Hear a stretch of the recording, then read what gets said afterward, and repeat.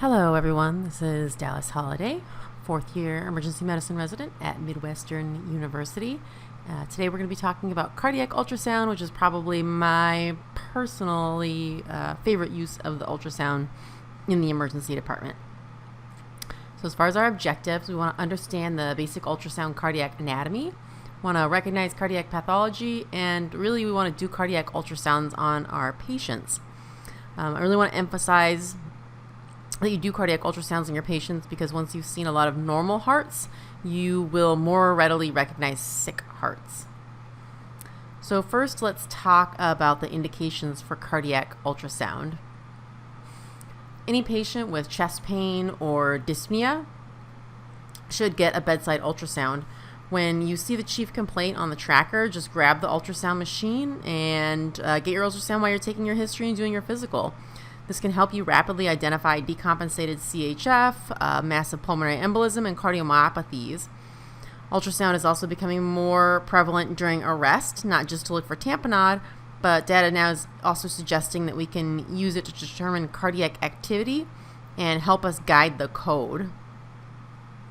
We're going to be talking about the rush exam in coming months, but cardiac ultrasound is essential for fast bedside diagnosis in the hypotensive patient and may allow you to readily detect tamponade, pericardial effusions, impaired left ventricular function, or evidence of right heart strain suggesting large pulmonary embolism, allowing the rapid administration of thrombolytics to patients who are too unstable to leave the department for a CT scan.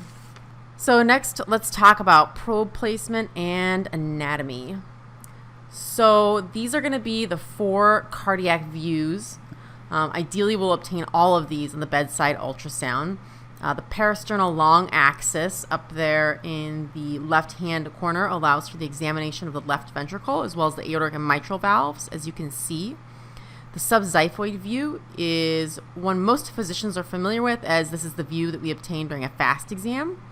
The apical 4-chamber provides a somewhat similar view of all 4 chambers. And the parasternal short view is honestly probably the least useful, but it does show a cross-section of the left and right ventricle. You can use it to look for right heart strain, things of that nature. So let's talk about our probe placement. This is an overview of the probe placement. Site 1 is the subxiphoid view. 2 and 3 are the parasternal long and short axis. Note these are on the same site, and each view is obtained by rotating the probe about 90 degrees. And site 4 is the apical 4-chamber, which is probably my favorite view, one that I find most useful. So here, this is the subxiphoid view. The technique for this view is slightly different than the other views. The cardiac probe is held as shown and then pressed into the subxiphoid space, aiming the probe at the patient's left shoulder with the probe indicator toward the patient's right. You may have to depress and flatten the probe to the point that the patient has some discomfort. Once your view is obtained, remember the anatomy. The right ventricle is going to be closest to the liver. You may need to adjust your probe to the patient's right to optimize your view. So here is essentially a drawing of the anatomy that you're going to see in the subxiphoid view. Closest to the probe, you'll see the liver, and just posterior to the liver is going to be the right ventricle, and then of course the left ventricle. As a reminder, this is your probe placement. And here's an actual anatomical view. Similar to the drawing, the liver is closest to the probe and touches the right ventricle. The key to interpreting your ultrasound images is really knowing the anatomy and your landmarks. So just remember, when you see the liver, the right ventricle is going to be closest there. Next, let's discuss the parasternal long axis. So here the probe is going to be around ribs, 3 and 4, just left of the sternum, indicator to the 5 o'clock position or the patient's left hip.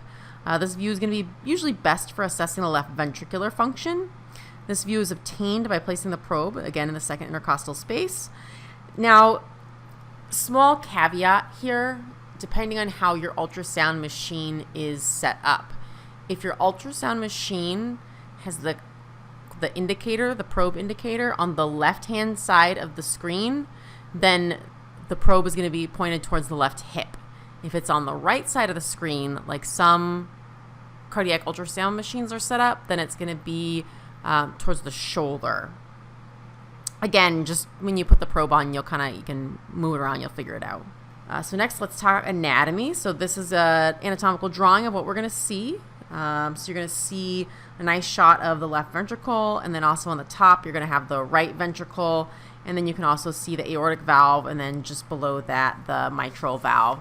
And this is really going to be the essential view for assessing your ventricular function. So when you're looking at that mitral valve, and essentially it should almost be slapping the intraventricular septum when the ventricle is filling, indicating good filling. And remember, again, our probe is there in that second intercostal space. And here is an actual anatomic picture of what you're going to see. Fairly similar to the drawing. Watch a few cardiac cycles and you'll have a good estimate of left ventricular function. And this is where practice really comes in. There's a number of more complex measurements which can be taken, but evidence shows an experienced operator can estimate fairly accurately, but we need to get experienced first. We'll talk about estimating left ventricular function in a few minutes.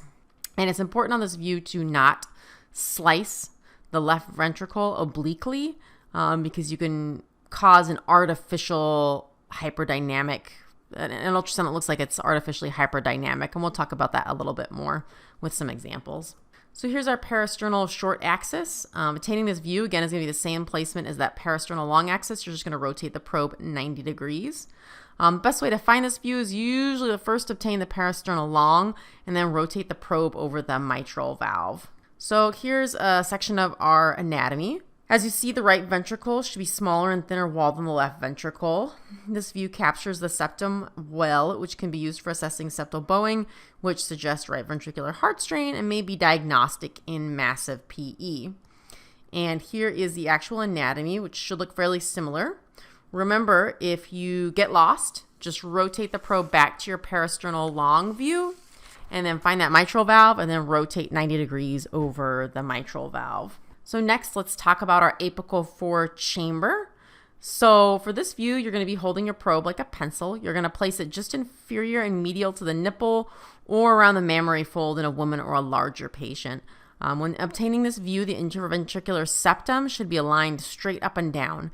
You may need to adjust the probe to the right or flatten out the tail to obtain the correct view. So again, here's our anatomy. You're going to have your right ventricle, your left ventricle, your right atrium, and your left atrium. Again, it's a 4-chamber view.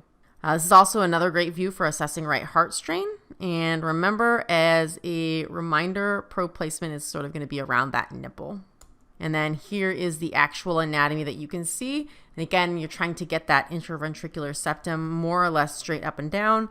And you can see this is a nice view for assessing wall motion, evidence of heart strain, septal bowing, collapse during diastole, things such as that. So now let's talk about some pathology. And as usual, we're going to discuss this through a series of cases. So case number 1, this patient is a 32-year-old male with a past medical history of lupus, presenting with worsening exertional dyspnea over the last week. It is associated with some sharp retrosternal chest pain. He denies any nausea, vomiting, diaphoresis, leg swelling, leg pain, recent travel, recent surgery. EKG performed on arrival reveals evidence of low voltage but is otherwise normal. You decide to perform a bedside ultrasound to assess cardiac function. And here's what you see. So there's your left ventricle. This is a parasternal long axis view. And you can see there around the pericardium is a bunch of dark fluid, which is representing badness. This is likely pericardial effusion secondary to the patient's lupus. So when we assess pericardial effusion, we often use the subxiphoid and the parasternal long axis view. In the subxiphoid view, watch for right atrial collapse and right ventricular collapse during diastole, as this is diagnostic of pericardial effusion with tamponade. The amount of fluid can also be estimated by measuring the thickness of the stripe around the heart. You can see there small effusion, or about 100 mLs, is going to be less than 5 centimeters. Moderate is going to be 0.5 to 2 centimeters, or approximately 100 to 500 mLs. And then large is going to be greater than 2 centimeters, and that's going to be approximately more than 500 mLs. So remember, tamponade is more likely to occur with acute fluid collections. Again, you're going to watch for that right atrial and ventricular collapse during diastole. You may also see a dilated IVC that does not vary much with respiration. So here is a running clip of pericardial effusion with tamponade. You can see there that the right ventricle is almost totally collapsing during diastole. And then you can also see that there is a significant amount of fluid around that heart. This heart is having a difficult time. All right, on to case 2. Patient is a 32-year-old female presenting by EMS for dyspnea. On arrival, the patient is tachycardic to the 130s with a blood pressure of 82/44, oxygen saturation of 84% on non-rebreather. On exam, you note she has a swollen, tender erythematous right lower leg. EKG performed on arrival reveals sinus tachycardia with T-wave inversions in leads V1 through V3.